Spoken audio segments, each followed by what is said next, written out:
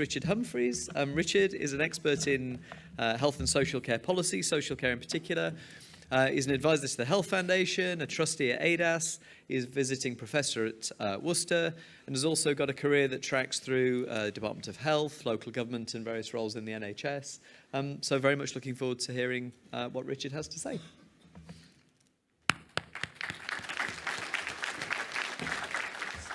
Cheers. Thanks. Good morning, everybody, and good morning to colleagues who are joining us online. So I guess this is the social care slot. So I need to warn you, actually, that, as you know, I'm sure you know that things are pretty financially challenged in the world of adult social care at the moment. So towards the end of my talk, there will be a collecting bowl being circulated, and I particularly urge those of you from the NHS to contribute generously to assist your cash-strapped social care colleagues. That's all I'm going to say about the Better Care Fund.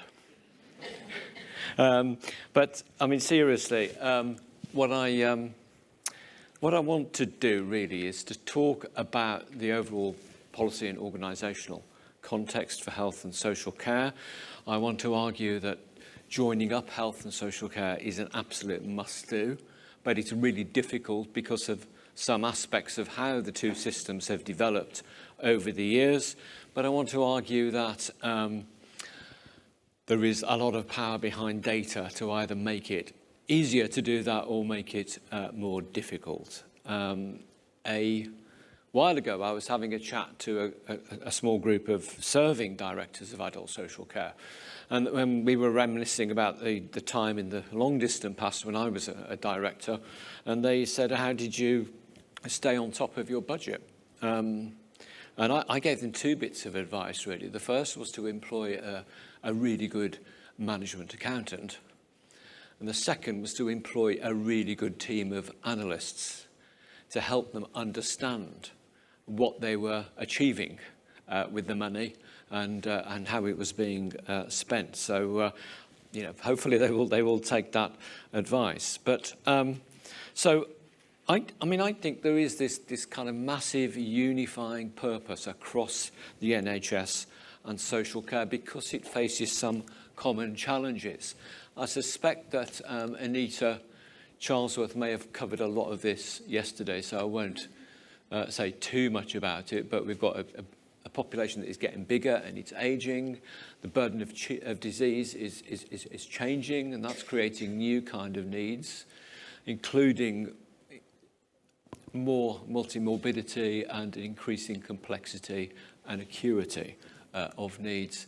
And we've got other kind of changes, including social changes, new types of need emerging, and the advances in medical science. So in short, the demand for health and social care and its costs are rising rapidly. This is not, of course, confined to the UK. All advanced countries seem to be having the same challenges. And I think that throws up four sets of policy questions, really, and a lot of the discussion tends to be around the money. How do we pay for it all? But actually, I think there's some equally valid questions about what kind of workforce do we need across health and social care to meet those needs? What's the right model of care? And I'll say more about this in a short time, that moves us away from just pouring more and more money into acute, reactive, treatment-oriented care and towards preventive and population health promoting work. And there's also a big set of questions about public expectations and what's the deal here? Do we need a new a new social contract between individuals and the state about health, and indeed a number of other things? So Anita no doubt has covered that, and a lot of this is, you've seen this chart before, I'm sure. This is about the success story of our longer lives for all sorts of reasons. But the point I want to make about this is it's not just about older people. And one of the big pressures, certainly in social care at the moment, is that younger people are surviving things that would have killed them in childbirth. They're living on with disabilities. They're entering adulthood in many cases with learning disabilities, and that creates needs which are often quite expensive to meet. So now councils are spending over half of their adult social care budget on working age adults. So longevity is not just about older people. And again, I think Anita may have used this slide herself yesterday, which illustrates that there's this change in the burden of disease, that more of us are going to have health conditions that we have to live with rather than die from. And you see that big uplift in working age people as well. So it's not just older people, but the projections are quite stark. Here's another way of looking at it. This is from Chris Whitty's excellent annual report last year about multi-morbidity, which gets more pronounced as we get older. But actually, as you will see from this chart, that it actually begins in middle life. It's not just an issue about old age, although the numbers do shoot up once we get into our 80s. And this kind of increased multi-morbidity, I mean, it does stress test the relationship between health and social care, and indeed between different parts of the health service. And also, it poses wider economic problems. This is from the Health Foundation's analysis, which shows the growth in the numbers of economically inactive people in the 60 to 64 group. And at a time when we've got skill shortage, where we're desperate to get the economy growing, this is a big problem for the economy as well as our health and social care services. So, 6 reasons why we've got to get health and social care working well together, that more people have a mixture of needs which straddle different service boundaries, but which currently are fragmented and still operating largely in the same silos we had since the 1940s. And the demand for health and social care is going up faster than resources available to meet them. So we can't afford to waste money on duplication of effort, on not getting it right first time, on emergency hospital readmissions that could have been avoided. So we can't afford to waste resources.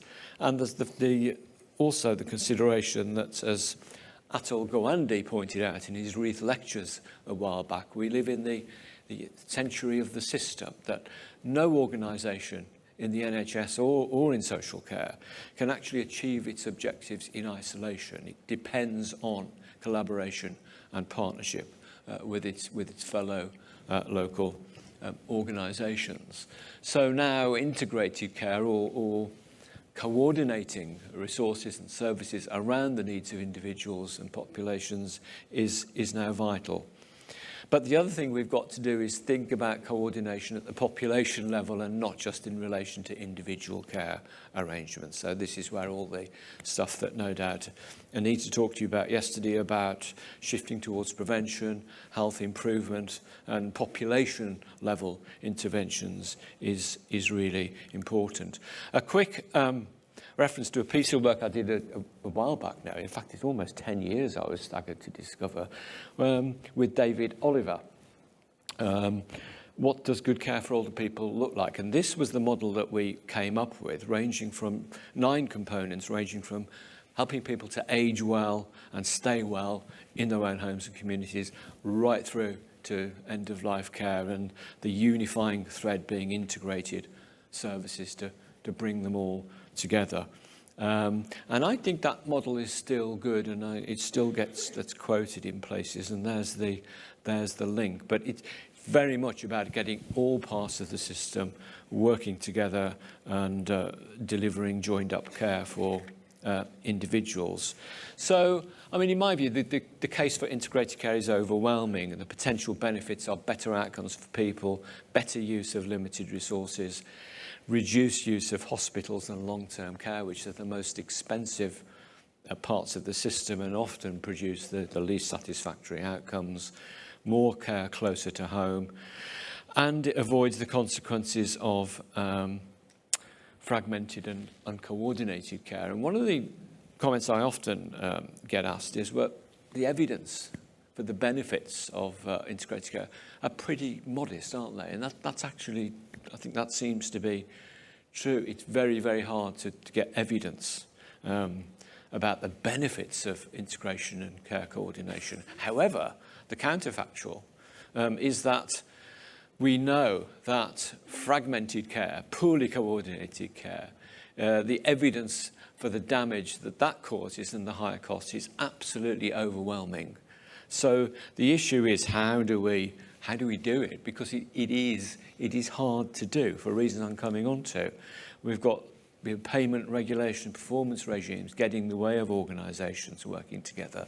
It takes time, and that clashes with kind of short-term political cycles. In the short term, it may even cost more because you've got to build up services outside of hospitals. And a particular problem is that the costs sometimes fall on organisations which don't accrue the benefits. So a lot of the prevention stuff falls on local authority budgets, but the benefits in terms of reduced hospital admission falls on the NHS side of the balance sheet.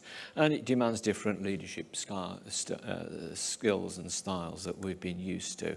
Relationships absolutely are the key currency. And shared data is a problem, which I will come on to, that particularly at the interface and people's experience of receiving both health and social care, the data we have that tells us how well we're doing on that is often very limited. The organisational arrangements, I mean, this is one of the big reasons why it's so hard, is that it's very fragmented and complex. So we've got 44 integrated care systems, a lot less complicated than the 211 clinical commissioning groups that preceded them. We've got 151 local authorities with responsibility for social care and public health. And we've got 7 NHS England. So those footprints are really all over the place. So, and I won't say too much about this, but the whole point of the integrated care systems that were brought in 2 years ago was to move away from competition and towards collaboration and encouraging organisations to work together. And I think the jury is still out, and we don't really have time this morning to get into that. But at the moment, that is the key organisational vehicle for taking some of this forward. And why is it so difficult? Well, we've got the NHS set up in 76 years ago. This was the leaflet that was pushed through everybody's door. And that opening paragraph kind of really sums up very crisply why 76 years on we've still got this enduring affection for the NHS despite all its problems, and people do not want to move away from this model. It will provide you with all the medical, dental and nursing care. Everybody can use it or any part of it. No charges except for a few special items. It is not a charity. You are all paying for it, mainly as taxpayers. It will relieve your money worries and time of illness.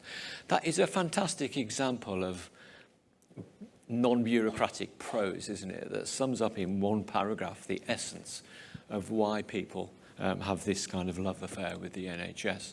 And there's the sainted nigh with matron. Social care, on the other hand, this was as good as it gets. The National Assistance Act, which begins with a unfortunate word, an act to terminate the existing poor law. And this really started to cement in the difference between universal healthcare on the one hand, available to all, free at the point of use mostly, compared to social care, means tested, very much aimed at what was seen as a small minority of the population, these poor, unfortunate, sick, aged and disabled people, and so on. And that kind of set out the tram lines that I think we have struggled with ever since. And just to quickly whiz through some of the key distinctions, the fault lines between NHS and local government, and why it is so hard sometimes. So the funding, I think that's self-explanatory. It's free at the point of use, whereas social care is means tested, but it's also needs tested. So whereas everybody can use the NHS, you only get public funded social care if you've got quite high needs, and that has gradually been ratcheted up over the years. And key word in NHS is national, and the fact that accountability, I mean, it is fragmented across lots of different trusts and ICSs, but there is a direct line of sight through to the Secretary of State and Parliament, whereas local authorities are accountable to by their elected members to the local public. So profoundly different governance set up there. And the other crucial difference is that social care delivery, almost 90% of it is now delivered through independent organisations that local authorities and sometimes the NHS contract with. So the commissioning and the payment mechanisms are totally different. And finally, the deliberate mistake on this, not a deliberate mistake, on regulation and performance management, I refer to NHS improvement, which of course doesn't exist. So I need to correct my slide. Apologies for that oversight. On the social care side, we have got a new CQC assurance regime now that will look at local authority performance in commissioning.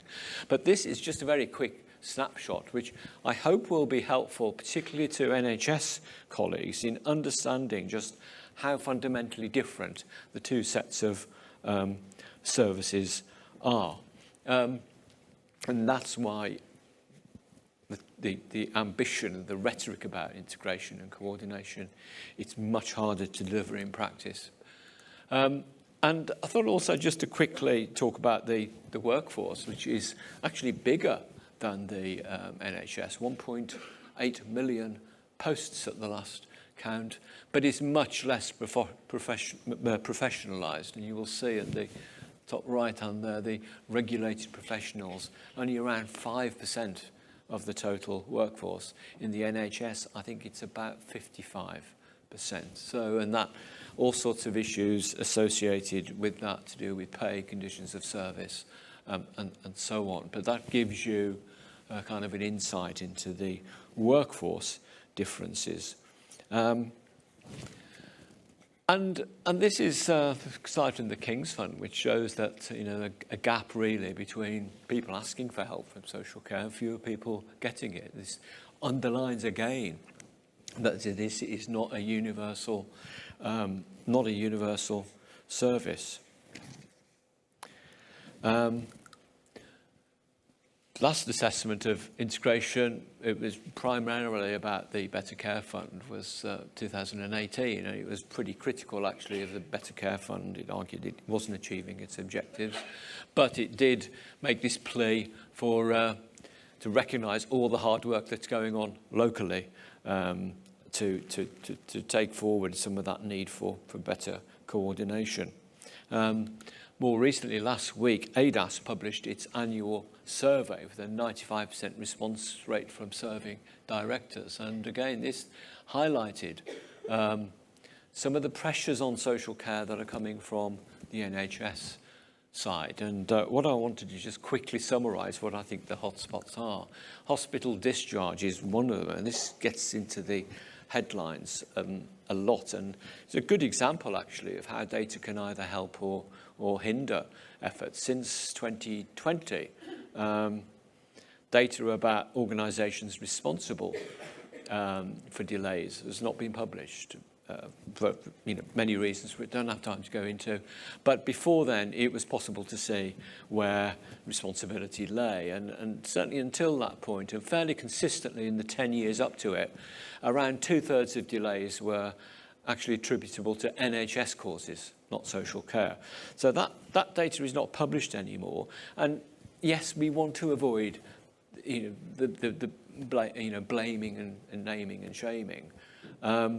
But since then, there's lots of kind of reporting that all delays are attributable to social care, and it's actually encouraged some rather lazy and sloppy reporting, particularly in the media.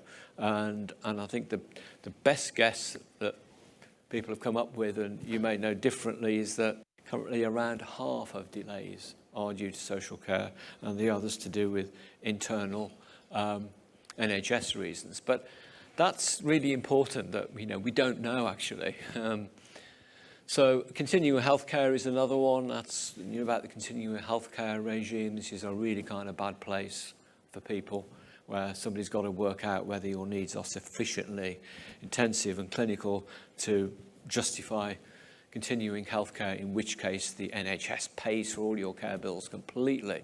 And if you don't sort of pass the assessment, then you're into the means-tested social care system. I've talked about the need for social care to work closely with primary care and community health to meet the needs of people that have quite complex needs. And there's that really important independence. If we're serious about care closer to home, we've got to get those primary, community and mental health services working better together. And there's lots of overlaps and synergies around workforce, because we don't want a situation which we have had in the past, where local nursing homes are having to close because they can't recruit nurses, because the nurses have gone off to work for their local NHS trust, whose hospital then gets filled up with people who can't be discharged because there's no nursing home places. So, definitely scope for some joint work there. And these are kind of some of the ways in which the boundary between health and social care has shifted over the last few years. And we desperately need better data to kind of measure the impact of some of this. So the NHS has largely withdrawn from health and social, from long-term care. It's reduced acute hospital length of stay. It's doing more stuff on a day case basis. And we've got longer waiting times for elective surgeries. So that is bound to be. There's lots of anecdotal evidence that says that is putting more pressure on social care services, because the recuperative element of people's stay is being passported over to either social care or to unpaid carers. We know that there's been an underinvestment in some of those community services, ditto intermediate care. We know that the NHS has been trying to bear down on its continuing healthcare spend. There's also, not recently, but there are costs about NHS reorganisations. And, crucially, this great success story of modern healthcare is enable people to live to an age where they're going to need social care. So a lot of this is good stuff, but we don't have the data to understand its impact on different parts of the system, is my point. I need to speed up a bit. Follow the money, fabulous bit of data analysis by colleagues at the Nuffield Trust, which says that despite all the rhetoric about care closer to home, the money's been going in the opposite direction. And then on to data. Last big review was January 2020 by the Office for Statistics Regulation. It was pretty scathing, actually, about the state of data in social care, particularly around joined-up data. That's the bold conclusion. Important sector of public policy is very poorly served by data. Summarise the big data gaps there. They largely relate to two things. The self-funded market, because we've got a private system of social care in which people have to pay for their own care if they don't pass the local authority means test. And historically, we've known very, very little about them because they fall outside the public system. And then people's experiences of care, we know little about that as well. Little information on pathways and transitions between health and social care. New infrastructure required. So actually, we need data about needs, about costs, about activity in terms of assessments, requests for help, what's happening to people, outcomes for people where we're particularly poor, I think. And finally, people's experience. What is it like for people receiving and asking for social care? And I think we've got some cultural baggage here in social care, because a lot of people that work in social care, and I don't want to overgeneralise this point, But a lot of us came from arts and humanities background. We're into relationships, into needs, not numbers. We're not familiar always with quantitative stuff. And there is a tendency, I think, to develop this kind of binary, bifurcated view between people's experience and all that interpersonal stuff that we need to use to make people's lives better, and using numbers to understand how well we're doing that. In fact, it's not a binary choice, because if we can get the data right, if we're measuring the right things in the right way, then data is basically a collective, aggregated summary of people's experience. So for me, there's not a conflict. We need to use data to bring alive people's experiences of social care. This is the stating the bleeding obvious stage of the presentation, because you will know all about this. There's the Adult Social Care Data Hub.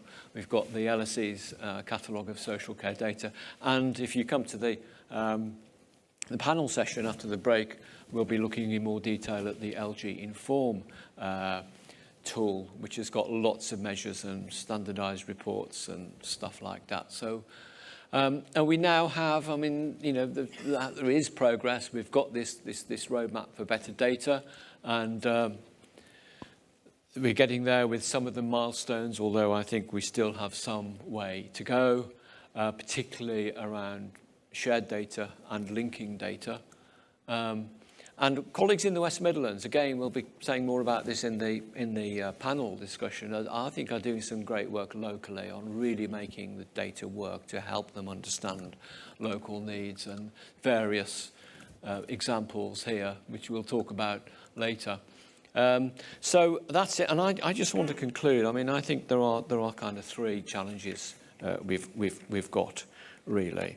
I think there's, first of all, there's the organisational differences and divisions which get in the way of data sharing.